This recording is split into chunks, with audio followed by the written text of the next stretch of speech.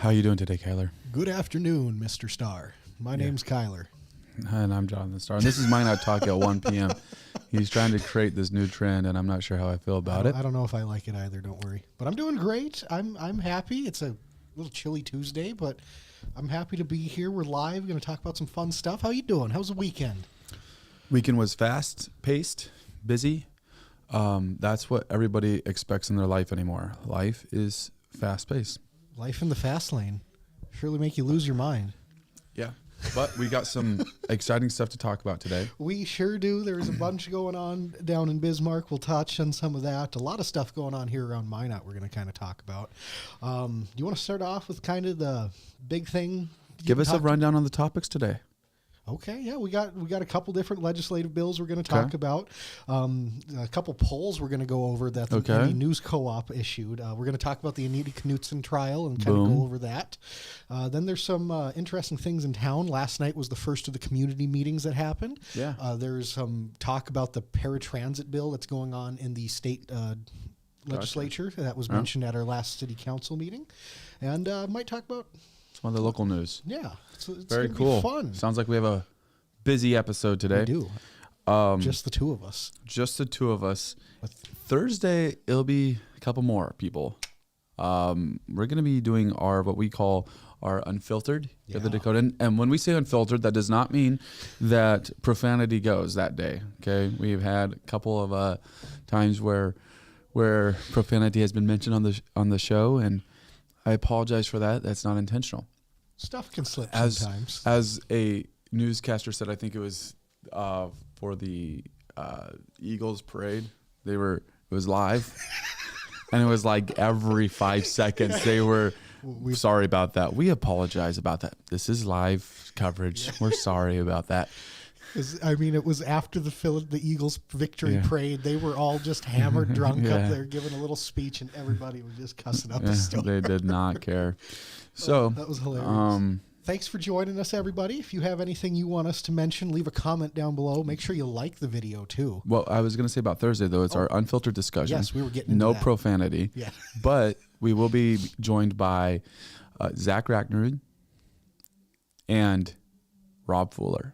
It's going to be a intense discussion for the ages. Yeah.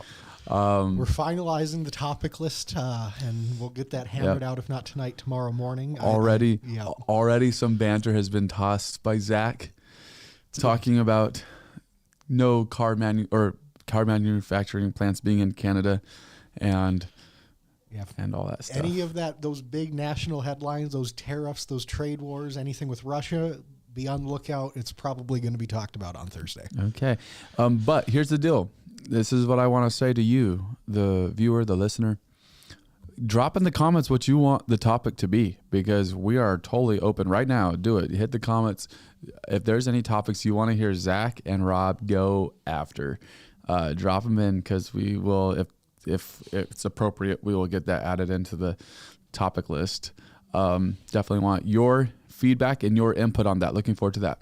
Another thing, and we might actually build a formal poll on our website, mydakotan.com. But I'm curious, what time of day is the best day for these talks? Yeah, no, without a doubt. We do them. I like that we're doing it twice a week. Yep. But we do them at very different times a day. And part of that's intentionally. Yeah. Because of life, but also because it's interesting to see the audience in the morning versus the audience in the afternoon. No, exactly. And you see a difference in it by all means. You do. And obviously the shows can vary a little bit, but if you have any ideas or if you have a preference on when you see it, whether it be early morning or in the afternoon like this, let us know.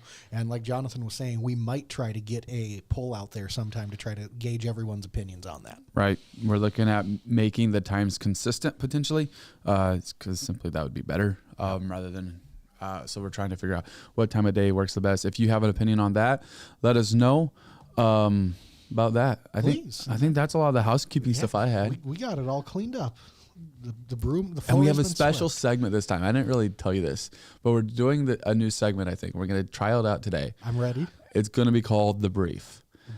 And in The Brief, we're just going to run through a few of the big headlines that probably other news agencies have went and written an article about, covered in some way or whatever, and we're just going to give a quick rundown on it so you can also stay in the know. Yeah, be a quick fire kind of thing. Yeah, so look forward to that today. Go ahead. Should we start with the Anita Knutson trial? That's kind of a big deal, I heard. It's going not around. happening in Minot, though. No, it's not. It's going to be it's going to be in Grand Forks. It starts next Monday.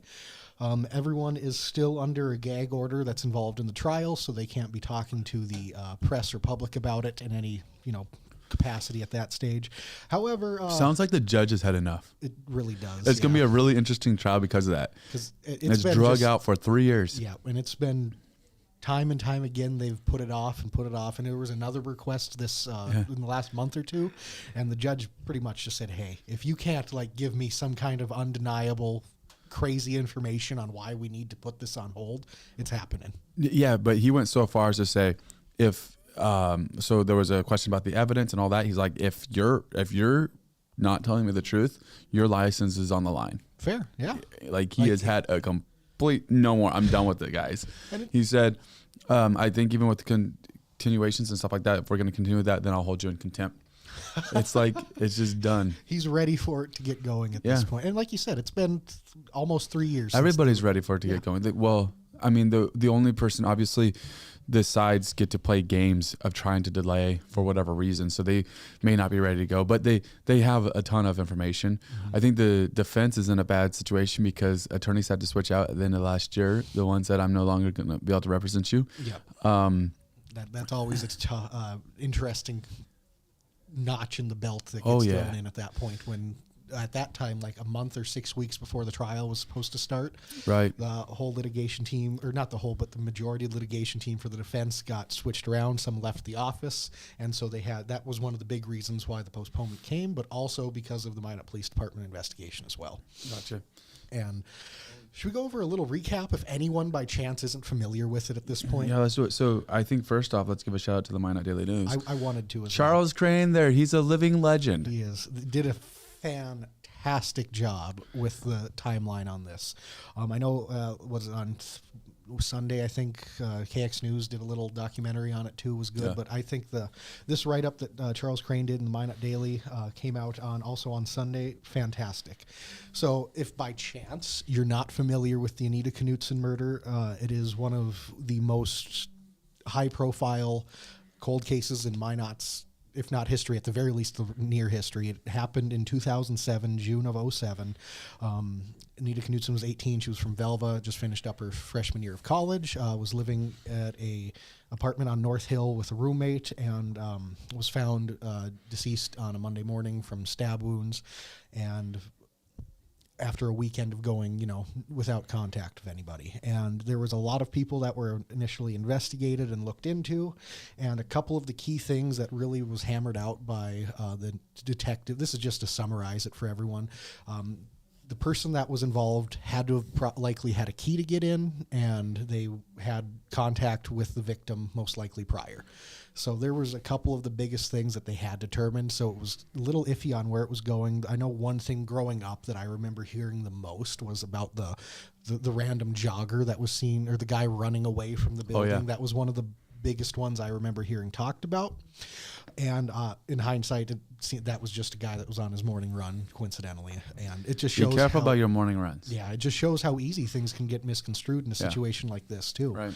And I think a couple of the big misconceptions with it is, I don't mean to be graphic or anything, but I always remember growing up it being described as a mess, effectively. And I know the more I've looked into it, the less and less it sounds like. I believe there was only 2 stab wounds, I guess, for lack of a better term. It is what it is. One in the lung, one in the heart. So it was not nearly as graphic as I remember it being described. Still could be very bloody. Without a doubt. Anytime you have a stab wound. Without a doubt. Yeah, undoubtedly so. Horrible thing to happen. And it's just transpired into multiple suspects over the years. There's been a lot of national documentaries made on it, too. You've seen this on a lot of different cold case type of shows over the years. Mm-hmm. I remember they one show really wanted to make it seem like a former high school classmate, and I think went to prom with her, was likely behind it. I think that's largely been ruled out at this point. I think it's a great storyline. It was, yeah. It made for a great episode of a show, for a fact. Crazy because a lot of, you had to be careful with those national things because they need clicks. Exactly. And we're seeing some of that creep into North Dakota too. It's happening on some other local subjects outside of this. But with the Anita one, I think the only, where they've come now, they've gotten extra DNA evidence and they've been able to piece some things together to link it to the current defendant. But the only other one, I don't know how familiar you are with it, there was a maintenance man that was involved in it. That was a suspect, and he unfortunately committed suicide a couple years later due to outside reasons. I think, based on the evidence I've seen, what was it? Cold Justice was the show that was here a few years ago to help figure everything out. Based on watching that, what I've read, I would say they have the most likely one, but I would still there's a shred of doubt in my mind at this point that it could have been the janitor or the maintenance man. What was the motive for him? No idea. No idea really? Whatsoever. Not so on no motive. I have. Yeah, that's hard. Then that's a hard sell. And that's why I'm not even saying it was. I'm just saying that there's a possibility because he would have had access to things that other people wouldn't have. But I think they did a great job in narrowing this down so far. Yeah. So I mean, you don't have to answer this question because it's highly unfair, and I'm not going to answer it. Is she guilty? I don't know, but I would say that they have... Give a percentage. Can you do that? Do you feel comfortable giving a percentage? I would say 75% that she is, I would say. That's where I'm at. But here's the biggest question on this case. Mm-hmm. Is there anything that can be provided that will bring you to close that gap? And I guess, what do you need provided that would close that gap for you? Because it's been a long, drawn-out process, and people know all the details of the case. Yep. I mean... There's reason. A little misconception. It's not that hard to find all the details of the case. It's all out there. If there was more details, it would have been closed a long time ago. Mm-hmm. The things for me, the couple biggest ones are, I want to see whatever this DNA evidence that they have. Right, that's huge. That's the big one. And then the other biggest thing for me is the changes in the alibi and the story, and the alibi being largely backed up by her parents. Those are a couple things that are a little questionable to me in how it all transpires. And then there was also some alleged things that she said at some parties when she was in an inebriated state a few years after. I don't know how much credence you can give those, but it's a thing. Yeah, it is. It's a wild thing to admit, even if you're very drunk. But I mean, you never know when a person's in that state. But I want to see if some more consistency on the story, and I want to see. Apparently, they also introduced another suspect. The defense has. And that's their goal. Yeah. They got to find more and more suspects. Yeah, to try to just initiate question and doubt in the jurors at that point. That's I don't know, but I would suspect that they're... It also busies the prosecutor because they had to go disprove that suspect. Yeah, that's the thing. So it takes time away from what they need to be doing, and that's focusing on because there's a case against her because they've arrested her, they need to prove that. That's their main goal. But every time they throw a side shot of someone else that could have possibly done it, they have to also try and work on that to disprove that person as well. Be very interesting. So all this kind of went away for a lot of years. There wasn't a lot of activity. Then in 2022, it came back to life. Nicole Rice was arrested, charged with the murder, and then in June of 2024, it was found that due to extensive media coverage and potential juror bias in Ward County, a change of venue was granted in Rice's trial, which brought us to November 2024, where Rice's trial was initially set for early January, was rescheduled to March 17th of 2025 in Grand Forks, following a motion for continuance by the defense, and that it's going to happen. There had to be something extremely major in order for this to get pushed again. It's is it next Monday? I think it starts. Yep. So at this point we have less than a week to go. Like you said, it would have to be something major. And fun story before we get rolling off of this. I used to work at the airport at a rental car agency, and when Cold Justice came to town, we ended up renting them vehicles. Nice. Yeah, I remember. It was the fun thing was because this was during COVID still, and so rental car fleets weren't very high, so everybody was a little lower on vehicles than they'd prefer at that time. And they needed specifically like large black SUVs, like Suburbans, Tahoes, Explorers, in order for it to look cool. Yeah, because they had to all look like their matching fleet of vehicles or whatever. That's ridiculous. So I'm pretty sure they had to rent from a couple different locations. It's all fake. It's just a big show. It's amazing on that end of it, at least. It's amazing what you can look like if you want to. Yeah, just it's the perception and the optics of it. Yeah. Yeah. That's interesting. So fun little side story on Cold Justice when they came in. Yeah. But look forward we'll be providing updates as we have them on this case. And I know that there's other local news sources that will be as well. Of course, it's in Grand Forks, so it's going to be a little bit different. But definitely looking forward to seeing what happens, seeing what comes of it. Yeah, along with everybody in the state, for the most part, we'll be following along with this for a fact. So make sure to stick around with us. We'll be giving updates with the story as it continues on, as trial begins next week. If there's by chance, I don't believe it's allowed to be videoed in trial, but I could be wrong on that. I know this with the gag order, I believe that's how it works. Gotcha. But if there is any clips that come out of it that are of extreme interest, we'll try to share them with you, and at the very least, we'll get you all the information we can going forward. So make sure to follow along with that. And moving off that, you want to stick in some Minot stuff, or you want to sweep over to the state stuff? Let's go state stuff next. Sweet. Let's start. A couple quick things I wanted to highlight from the last couple days of legislative cycle. Yeah, they just got back to business, man. They have. They're rolling again. One bill that I want to talk about is House Bill 1183. It's very, very similar to a bill that we highlighted earlier in the year, 1184, which talked about having the state investment pool invest in crypto and also precious metals. That 1184 failed. But this 1183 is very similar. It's effectively the same thing, except it specifies just gold and silver investments. It doesn't have any of the crypto or anything involved with it. Gotcha. And so it feels like this could maybe be something that could gain a little bit more momentum. It's being discussed in committee. It was actually it was heard in committee yesterday. So this is going through. They had a lot of testimony on it.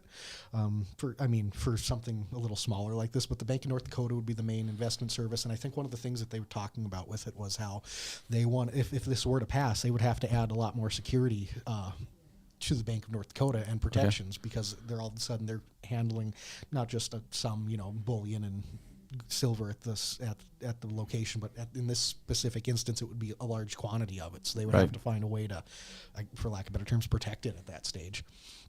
I think that's an interesting one. It could definitely. Do you think it would help? I mean, obviously, it would help diversify the state's investment pool, but do you think it would be a good move? Right, but they could still have it held on behalf of the state through a qualified custodian. Sure. Okay, so it could be through a third party as well. Then it's not necessarily just through the Bank of North Dakota. Right. I think having precious metals, I'm not even opposed to crypto. I don't know how far I'd go into the crypto world, but I'm not opposed to it. But having that stuff is I think that's good for North Dakota. And I believe also, I could be a little off on the numbers. The original bill, I believe, proposed 10% of the investment pool be put towards it. I think this one presents 1% to be put towards it. Take a step. Yeah. So. 10% would be very high. 1% seems low, but that's still a ton of money. Yeah, this is talking about millions of dollars, so it's something that I think it would be. And it says at least 1%, so you can go above. It's not being a full to that thing. So if there was a move to have it increase, obviously there's going to have to be some kind of vote that's done. But they would have some variation or the ability to vary it if they needed to. Probably a good thing. Let's make that happen. I like it. Then one bill that passed yesterday was signed by the governor, I thought was very interesting. It was Senate Bill 2277. It's a minor thing. I just thought it was a really, really neat concept of what they did. It designates State Highway 200 as the North Dakota Fallen Peace Officers Memorial Highway. I think it's a really cool sentiment. I love what they did with it. It's a minor thing, obviously, and we've ragged on some of the things like this in the past. I know I have, at the very least, so I can't deny that. But I think this is one that it's neat, and I think it provides a really cool concept. Yeah. And plus, another bill got signed. More is being progressed. Things are happening. Another one, I believe, that went and moved forward was allowing the sale of raw milk products. Okay. Interesting. That is an interesting one. It'll be interesting to see how that affects North Dakota, of course, because there's people that are into that. I have friends in other states that I know that's all they drink. I have a buddy that lives in Wyoming, and that's his sole source of milk is just raw milk from not the supermarket, but from a market. At that point. It's right. I've never tried it. I love milk. I'm a big milk drinker, so I would definitely be interested in at least giving it a shot. But have you tried it? Raw Dude, milk? I'm not You don't like milk? I barely like milk, so Okay, we fair. didn't go that risky in life. Yeah, we don't need to start hammering that fight out here. But no, a couple more in this obviously being discussed in committee today. Like we were mentioning at the top of the show, we mentioned the community meetings and the public transit services that are being changed since Minot's deemed urban community now, even though. That's a different conversation, even though we're not at 50,000. But again, so Minot has to change some of its bus service rules and requirements. And a bill that was presented to the state legislature at the beginning of the session, what was it? It was bill number 2254.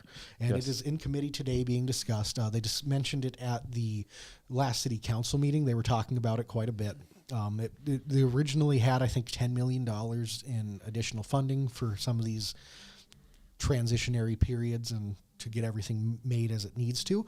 And then it eventually got worked down to, I think, around $2 million, and it's being discussed in committee again today. So there's a chance that number could be amended either one way or the other. But that's something that we'll be following since the city of Minot's following it as well. Make sure we'll definitely give an update on that as it comes. So. Yeah, that could be a big deal because basically with North or Minot moving into this different bracket, you quoted the Eagles. I did. Someone meant what? Life in the fast lane. Yeah, I giggled about it. Go Kyler. I love it. Thank you. Rob noticed. So. Rob, you got an eye for music. Yeah. An eye for music. It seems like that'd be more of an ear. Yeah, that wasn't right. Anyways, we'll move on. Kind of a big deal because there's now an application process that has to go on in order for somebody that cannot go on the regular bus route in order to get that to service a little bit closer to where they're needing dropped off at. There's a 5 or 6 page application that they'll have to fill out now in order to be able to get that services the way that I understood it, which is crazy. And so it'll be interesting to see if funding coming in from the state of North Dakota adjusts that at all. Yeah, without a doubt. Because I know obviously this being a federal thing, there's varying degrees of where federal funds come from on it, but also with the upheaval in the federal government at the point, you can't guarantee a lot of that at this stage. So I just want to see how that plays out a little further. Right. Yep. I look forward to, we'll follow that one. We'll keep that one in mind for everyone. Absolutely. Any other state things you want to mention? No, things that I'm following, I don't know what you're following, but the biggest thing, I'm just being like everybody else in North Dakota, the biggest thing I'm following is property tax. I mean, there's something good has to come out of this. Otherwise, I hope the people of North Dakota rise up and make their voices heard and their opinion heard in a very, very strong way. Yeah, it's time. And again, there's 3 bills in the committee. None of them on their own are very, I think, good, but maybe if they combine them into some kind of omnibus taxing bill, it could be like better. That word, don't you? I thought it was appropriate to throw in there. Yeah, it'll be interesting to see what happens with that. One thing I want to say is we're gonna find a time, maybe it could be next week or it could be the week after, that Kim Funningsland is going to come on and talk Anita Knutson Trial. Wow, I look forward to that. He was a journalist that's on that been forever. Yeah, he's followed it from the inception of the story happening. Right. So be sure to watch for that, because that will be a phenomenal conversation where we get all of the details in a full-fledged timeline from someone that's covered it firsthand. So we'll be announcing more on that when we get it hammered out, but be sure to look out for that. Very cool. One other thing I want to touch on in the state level before we come back locally again. There was a couple polls that were issued by the ND News Co-op over the intermission period for the state legislature. Michael Standard and the ND News Co-op released a couple of polls, one asking about how the state legislature's doing and another asking about some more national issues. We'll start with the state legislature's one first, asking a few different questions. One, overall, would you say you approve or disapprove of the job your K through 12 education system is doing in your community? And it was overwhelmingly approval. 58% said yes, 25% said no, and 16% they don't know. So going off of that, they asked, school choice gives parents the right to use tax dollars designated for their child's education to send their child to the public or private school that best serves their needs. Would you say you support or oppose the concept of school choice? Even larger approval, 64% yes, 31 no, 5 weren't sure. And then a final on that one involving the K through 12 stuff. North Dakota House considered 2 bills that would have funded free school lunches for all K through 12 students, but ultimately voted against them. Did the ND House make the right decision? Yes, no, I don't know. Yes, 19%, I don't know, 11, no, 70. So sounds like North Dakota residents, based on this one poll, are largely against the state not funding school lunches for students in the state. Yeah.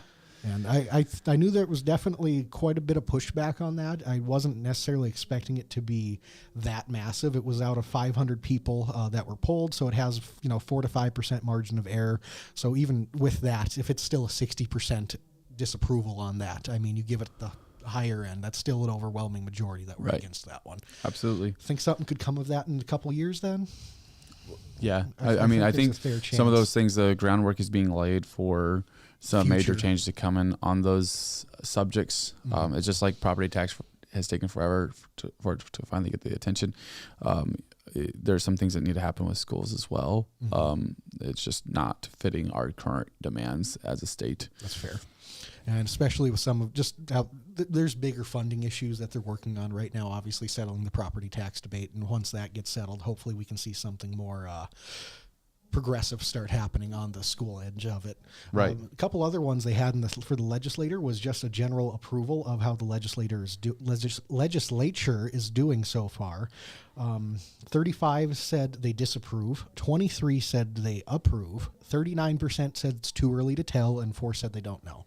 So that one is pretty split across the board. You got about a third either way saying they are for or against, and a little over another third that are saying it's still too soon to see. So that's an interesting one, and we'll see how it shows that there is a big split on how the legislature is being handled so far.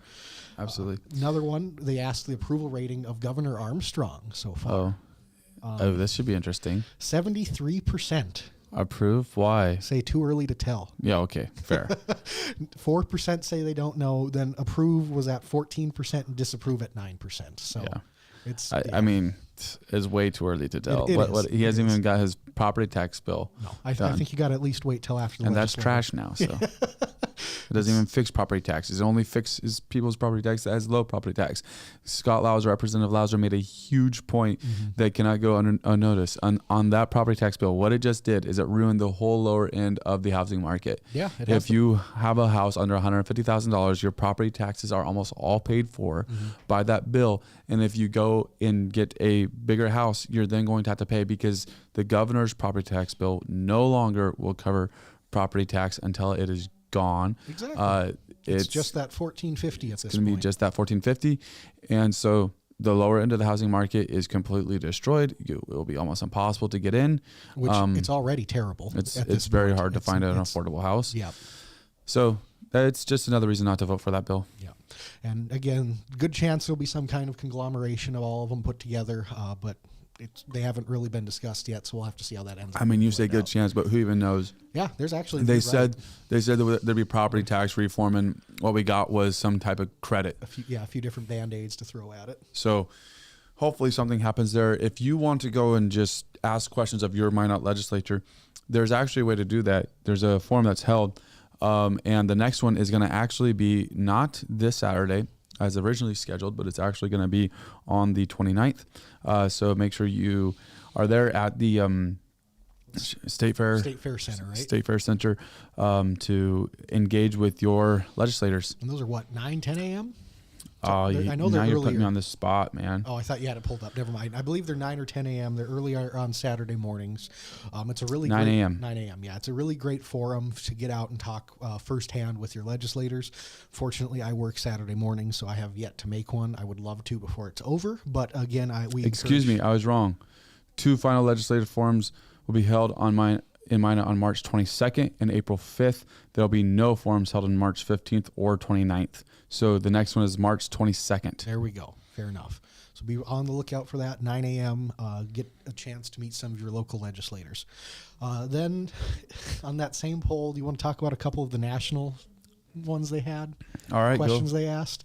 So he asked. They asked a question about President Trump approval rating for the state. 52% approve, 31 disapprove, and 15 say it too early to tell. For Trump's executive orders and policy decisions so far, 56 feel excellent or good about them. 36% say not so good or poor, and another 6% or 8% say they don't know. And then the final one was the asking about the Department of Government Efficiency, or DOGE, and how they feel about, or if they approve or disapprove of its actions. And this one got the highest approval of all of the national ones at 59%. In North Dakota, it's gone over well. North Dakotans so far are well in favor of it at this point. Yeah. There's still 6 that say it's too early to tell, and 2% don't know. So there's a little bit of, still waiting to see, but largely so far North Dakotans approve of DOGE. There you go. Love to see it. You've heard it here. If you obviously, if you followed along with us for a while, I love polls. So when I saw that came out, I just had to talk about it. Absolutely. And so he did. And here we are. And what we're going to do now is go to a quick 60-second break. We'll be back with The Brief. In the demanding world of oil and gas, precision, safety, and efficiency are non-negotiable. Unmanned operator drone services revolutionizes how you monitor, inspect, and manage your operations. With cutting-edge technology and expert operators, we deliver real-time data, detailed reports, and actionable insights for our valuable clients. Why risk the safety of your team or waste precious time? Our drones access even the most challenging areas with ease, reducing downtime and enhancing safety across your sites. We take the guesswork out of your projects by offering LiDAR, mapping, and inspection services so that your projects stay safe, on budget, and on time. Unmanned operator drone services, where technology meets safety, precision, and efficiency. Contact us today to elevate your operations. Yes, pun intended. Boom. We're back. I'm here. Brief. I never even left. It's like I never even left, bro. So before we get into our brief, a couple other things to touch on for the city of Minot. One thing that happened last night, those first of those community meetings, was at Fire Station 4. Sounds like they were talking a lot about kind of property nuisances and a bunch of different issues with that, getting fall cleanup happening, how that's going to be handled, things of that nature. Sounded like it was a really productive meeting. There was quite a few people there. I didn't get to make it. I think there's only about... Unbelievable. I know, I'm disappointed in myself. I think there's only one that I'm going to be able to go for sure on the 25th. I plan on making it. So if you want to see Kyler Collom in person, show up to the Parker. Tuesday, March 25th. He'll be there. Bring your Sharpie. He'll sign whatever you want. I will awkwardly say hello. It will be fun. Well, that's anticlimactic. Well, I'm pretty anticlimactic. You're going to wear a Dakotan shirt at least? I'll do what I'm doing now. I'll probably wear my vest with the Dakotan shirt underneath. They got to know who you are.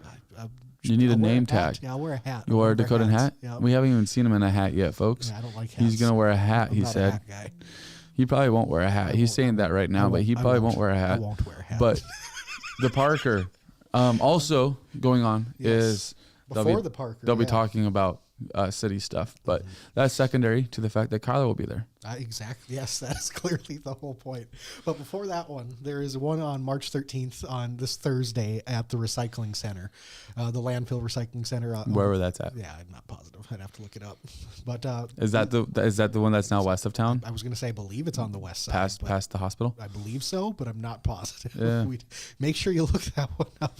I saw the landfill, but then I looked closer and it's the landfill recycling center. So interesting. But then Tuesday the 25th at the Parker and Thursday the 27th at the public library rounds out the March meetings. Yeah, Parker is downtown Minot and the library is right next to the police station and Legacy City Hall. Yeah. So make sure you check those out. They're great forum to meet some of the local people that keep Minot running, keep Minot great as it is, and really can help air some frustration some locals have, as well as get some feedback from people at the top. Very good. Well, I'll be at some of them as well. I'm not sure exactly which ones. See, Jonathan's scared to announce because he doesn't want you to come up and talk to him. I want people to actually show up for the meeting. If I'm there, they probably won't show up. Exactly. You'll be overwhelmed. I will have a reverse effect. I don't know where the landfill recycling center's at, but I might try to go to that one on Thursday. There you go. Thursday. I can figure out where it's at. Yeah, we'll have to. Well, you'll get there, but starting. Definitely don't want to go to the park, or might end up at the library. You never. If Kyler's gonna be at the park here, I don't want to be there. All right, let's talk about some of the. So we're doing this deal called The Brief. This is just a rundown on some news. Kyler will pull up HB 1318 to figure out what that's about. Marie, you pulling it up? I am right now. All right, sweet, cool beans. So The Brief, man. This is something new we're going to do. I hope it's fun. I hope it's a good time. We already knocked out one of the things, upcoming changes to paratransit riders in Minot. And then we already knocked out another one of them, which was our about the meeting last night. So there's been some issues arising about these properties that have become forgotten about. Yeah. Not treated as well as they should be. It was noted by Code Enforcement Officer Margie Zietz that one property owner could incur $66,000 in abatement costs. Yikes. And also they are tax delinquent, so that becomes a problem. City received approximately 270 property complaints last year, leading to 13 abatements. No, go ahead. About 60% of these complaints were related to nuisance situations, with 90 to 95% of property owners addressing the issues upon contact. Principal Planner Doug Dietrichson encouraged residents to report concerns early to prevent problems from escalating, and mentioned efforts to strengthen ordinances for better code enforcement. So very interesting deal there. Interesting topic in Minot, as sometimes you drive by one of those properties and you're like, hey, what are we doing about this? And I know they were talking a little bit about some of the post-flood houses that are still up and about. There's not very many left, but there's still a couple throughout the city that have been left abandoned since the flood. But there's a little bit of a double-edged sword with some of that, because, I mean, obviously they haven't, but they said they could face up to a $60,000 fine. But you're already have someone that's delinquent on their taxes. What are the odds that if you find them that $60,000 that's going to be paid? Right. I mean, it's right. It could go into delinquency, and it could actually property could be taken away from them, and it be auctioned. That would be the most likely one at that point, I would say. Another deal is Minot State University's men's basketball team has earned its first ever berth in the NCAA Division II National Tournament. Way to go, Minot State. MSU, heck yeah. The Beavers secured the number 4 seed in the Central Region and are set to face their NSIC rival, Concordia St. Paul, who are also making their tournament debut in the opening round on Saturday, March 15th in Topeka, Kansas. That's probably why the legislative forum got canceled. Gotta be. So kind of a big deal for them. Without a doubt, the men's and women's basketball team at MSU have both had great years. Yeah, they got Minot State men's got 26 wins, began the season with a 17-0 run. That is wild. Heck of a year for Minot State men's. Great to see that. Hopefully they can see some noise get happening in Topeka for them. And they did in 2008 they qualified for the NAIA Division II Men's National Tournament, but not the NCAA Division II. So yeah, they won an NAIA championship at one time, I think. But again, a whole different division, whole different league. Lot more competition at the league they're at now. Very cool there. And then an interesting topic, of course, there was talk over I think last week, maybe over the weekend, by on the federal level about the Department of Education going bye-bye. Matter of fact, I believe there's an executive order signed saying, hey, let's get this done. And so, if it's that or Linda McMahon runs the education department, I would much rather see it go away. But anyways, despite discussions about that, federal financial aid programs are expected to continue, though their administration may change. Of course, as we just mentioned, our president has expressed intentions to abolish the department, viewing it as an unnecessary federal overreach into local education matters. So, your favorite education secretary over there, Linda McMahon, actually supports this initiative. So that's good. You guys are on the same board. Yes, I think that was half the reason why they brought her in. Why I just really kind of want to talk about this with Kyler because I can tell he's going to get fired up about it, and it'd be such a good time. What? I never get fired up. But anyways, eliminating the Department of Education requires congressional approval, which is uncertain given potential political opposition. If the department were dissolved, oversight of federal financial aid, including student loans and grants, could shift to other federal agencies such as the Treasury Department. So some people were wondering, if it got abolished, does that mean that my student loans go away? Nah. Does not sound good. Same thing as with some of the property tax changes in the state. When you have things that are already borrowed against with loans out there, they're going to be paid for regardless. They're going to be paid for. You got a little recap on that bill? Yeah, for 1318, it's a fungus. It's a bill that has pesticide labeling, and it requires that to be a more stringent process. It has a duty to warn and defenses. It urges the Agriculture Commissioner under Chapter something of the Environmental Protection Agency. It wants them to have a better registering of pesticides. It wants them to display label content and the most recent human health assessment performed under federal insecticide, fungicide, and rodenticide. So it wants to be a much more comprehensive plan for labeling and displaying fungicides, insecticides, and rodenticides. So any kind of poisons and things like that, if it's going towards bugs, so things that can be sprayed on plants, things that might be sprayed on crops, wants a much better labeling system on that. So it would be, I think that's something that would Marie be great. mentions it gives immunity to chemical manufacturers. Does it? It's a very, notwithstanding. Nonetheless, it is past the House. It's up for community. It's up for committee hearing on the 14th of this week. So we'll do some more research on that. Maybe have something more prepared on Thursday for that one, Marie. And after that, do you have any more in the brief you wanted to throw at? Well, the only other thing that we have is some things that were going on with Thomas Massey. Well, before that, Murray Stewart, there's an article out by the Minot Daily News saying that the Minot Federal Building is on a list of properties being considered for a potential sale by the federal government. So that's something we'll be keeping an eye on. Without a doubt. Did we mention the governor's executive order at the start of the show? No, we didn't. We didn't? But go ahead, take this moment. Okay, so yeah. Also, breaking news. The state of North Dakota is under a fire emergency thanks to Governor Kelly Armstrong issuing an executive order yesterday stating that because of the quick thaw, dry spring, and windy conditions we've had lately, we are under an extreme chance for fire. So we are under a fire warning through the end of May. In other words, it's almost summer in North Dakota. Crazy how that works out. But pretty standard stuff, it seems like. It's not shocking, but everyone's going to be on high alert just in case something could present itself. There were some bad ones last year with the wind and all that. Yeah, last fall it got really, really bad. So, switching gears, because I don't know, that just seems like it was going to happen at some point. So I'm sorry, maybe I should care more.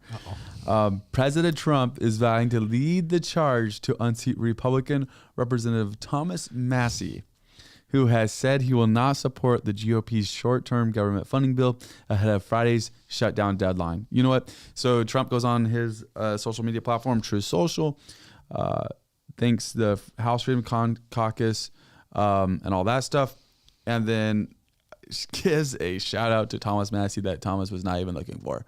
Yeah. And interesting. Thomas Massey, who congressman from Kentucky, he has been one of the most ardent fiscal hawks of the last decade, effectively. He has been on the Freedom Caucus. He has been on the Liberty Caucus. He's been someone who has been avidly against government spending and against government waste over the last decade, which is something that you have not seen a lot of in Congress. And he has been a vocal supporter of, not a vocal supporter of Trump, but a vocal supporter of getting the federal deficit down has been one of his big things. And so his gripe with this all is that this omnibus bill continues to, the spending bill continues to allow U.S. aid its full funding. And he does not agree with that. He thinks that it should be, if not taken away completely as with what Doge has presented, that it needs to be cut down, and the spending bill is on board with it. So Massey is at this stage saying that he's against it, and now Trump is coming out saying that he will personally push for someone to go ahead and try to primary Thomas Massie out of his job. What's interesting is there is a tweet that Thomas Massie made on February 7th. He said, "I'm concerned that the House," now February 7th of this year, so in the middle of About a month Doge, ago. Yep. in the middle of this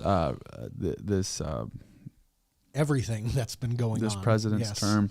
"I'm concerned that the House and Senate will fully fund U.S. aid in March, just like we did in December." By the way, I didn't know. "The argument from Republican leadership will be that they need Democrat votes to pass an omnibus or CR bill to avoid a government shutdown." And here we are. Just almost here. Nailed it. And I think he's probably right. What's going to happen is they'll end up extending it for another 2-3 months or something, and it'll be back on the table this summer. So this is something to keep an eye on, see what happens here, because I'm honestly curious who's going to win this. He is very, very conservative, and you don't hear many people. He's conservative, but he's not. He doesn't get into the social issues and stuff like that. He's not a social conservative. He's been concerned about budget, and that's something that the Republicans have lost. They're not concerned about budget as much as they used to be.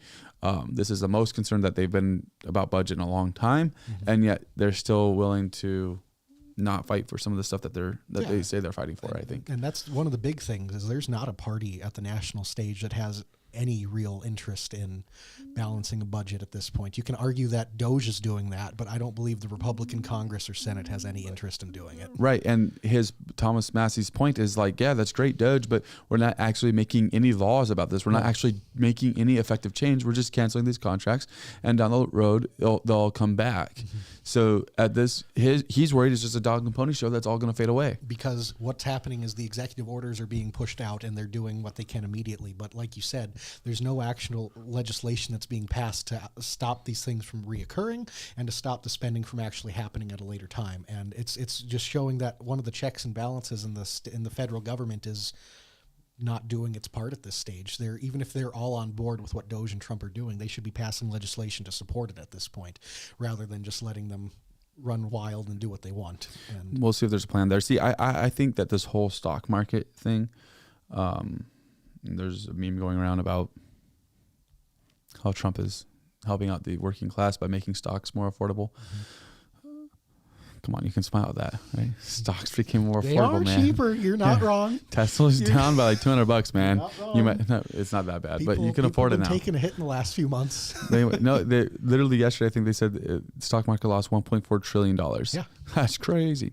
Nuts. But biggest losses since 2022 or something. There's this theory that's being pointed out that the U.S. has some debt that they have to refinance this year, and they need the interest rates to be lower.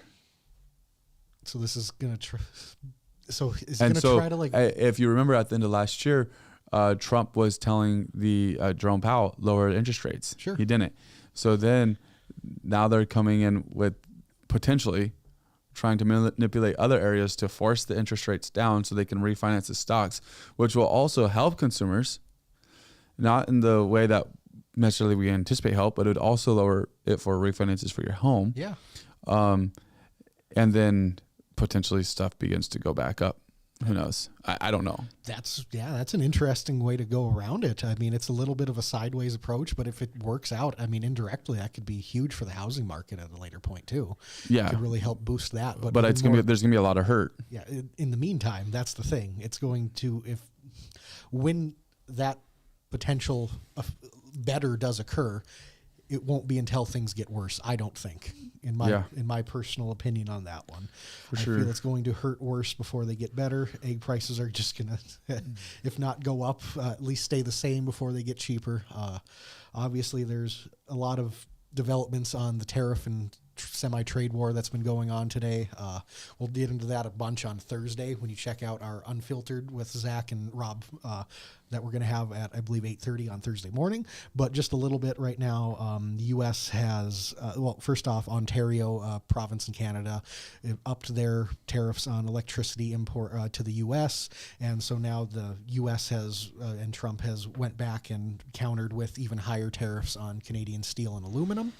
And also in a Truth Social post that Trump put out, once again was advocating for the 51st state of Canada to be implemented so that way all their tariffs could go away. Those tariffs, it's an interesting battle. It is. But supposedly it's part of the long game. Again, and if it works out in the end, it's going to work great. But I just feel like it's going to hurt a lot before that happens. Oh, it will. It will. But to be fair, and whether it's specifically about this or a bigger scenario, nobody thought, or nobody should have thought, that things would get better in 2 months. No, that they wouldn't get worse. Sure. Okay. If you thought that things weren't going to get worse in order for it to get better, I mean, come on. Like, we're talking about you going, you're 25 pounds overweight and you're going to lose weight. Like, what are you going to do? It's more than that. Is it going to feel good the whole time? No, it's going to suck. I don't want to do it. So it's going to feel bad at some point. It's just part of the process. Uh-huh. And so, I think that's what's important for us to remember as we go through this. If it gets better, there would be an anticipation, and some will argue, well, it didn't have to go this route. There's better ways for it to happen. Maybe, that's a whole nother discussion. Yeah, it's a whole. But no matter what, there's going to be some times where we took some hurt. Yeah, no, for a fact. Just to cut the fat, you have to still use a knife, and it's not going to feel good, but it has to happen. It's just hopefully that this does lead to that eventual growth and expansion, and it doesn't just continue to harm and hurt people at a economic level. And it's going to play out a lot over the next few months and into the rest of this year. It's just one of those, how does it end? And right. when and where kind of thing. Absolutely. And I mean, there's probably an answer to it somewhere. I don't know it. But I think that I felt like I was anticipating hurt, and I don't even know how bad it's going to hurt yet, you know? Without a doubt. I think you have to if you want to do it smart. Obviously, you can argue the benefits and the cost of it, but I think just to be a proactive person, it's best to expect things to get worse. And if they don't, fantastic. But if they do, at least that way you're prepared. Right. Absolutely. I love it. So interesting stuff for sure. Without a doubt. There was almost a shooting in town too over the weekend. I saw that happen. Shotgun fired. My neighborhood, someone got arrested. Yeah, some dude fired his shotgun at the floor when people were coming into his house, and I think he has a major charge against him too. I think it's like attempted manslaughter or something. Isn't was arrested and faces felony assault and gun charges. Okay, fair. So yeah, see, it's wild stuff in Minot, and obviously another big one that happened over the weekend. Sad one. Yeah, a big wreck on Highway 83 and 23 intersection. All the people involved are okay, but tragically, one of the vehicles involved was a horse trailer hauling I think 3 horses, and unfortunately 2 of them were killed in the accident. Terrible situation. That intersection is incredibly dangerous. There's been a lot of accidents there over the years, especially if road or weather conditions aren't ideal. It can be really hard to see one way or the other coming out of 23 onto 83, or if you're going on 83, you can never fully be aware of if the person that's waiting at that intersection is going to try to cross or not. You think you see any? Have you had issues there ever? I don't think I've seen issues there. I don't know that I've actually almost got hit there. Fair. Yeah, I think the worst it's been is just when I've gone to Bismarck during some foggy times. Well, that's dangerous. It is, and you're going up to that part, and you can't even see if anyone's waiting at the intersection, right. And those lights help. They do, but people still have to slow down. Yep. Yeah. Yep. And it sounds like that guy had broken several laws. He may have not been should have been driving the vehicle that he was driving, and also he would been driving for longer than he should have been driving as well. Wasn't from the area, had been driving for over like 12 plus hours. 14, I think. It's a 14-hour rule. I think you're right. Yep, 14. And yeah, it wasn't a good situation. Not ideal at all. It would be good. This was a very expensive thing and very spur of the moment, but it'd be good to see like an overpass there or something. Allow 23 to continue. Wow. That's radical. Maybe, but it's something similar to what is on 94 a lot. You'd be able to have 93 continue, or excuse me, 23 continue, and then 83 as well, and there wouldn't be as much of an... So then you'd have to create an actual on-ramp. Yeah, or something to it. That would be the worst part of it, especially kind of in that little dip that it's in. But I don't know. Or do you do an overpass with 83 where it goes over 23? That would be a mess in the winter, though. You still have to have an on-ramp. Yeah, you do for both of them. That is crazy. There you go. And there's a little cemetery right there. There is, so that has to be accounted for. You'd have to have some kind of an exit for that. You would almost have to be 23 continues on the underside of the overpass, so that way there's just like a turning lane so you can get onto it. I don't know, man. That's crazy thoughts to wait. Radical thoughts to end the podcast. Thank you for watching this episode. Really looking forward to Thursday. If you have any topics that you want to have talked about, drop them in the comments. Reach out to us. We'll consider them.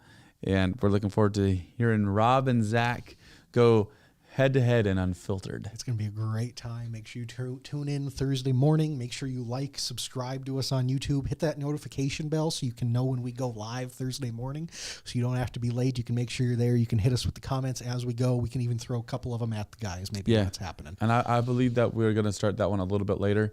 It'll be 8:15, 8:30 right in there. Yeah. But it's going to be good. So thanks for watching, folks. Have a great day.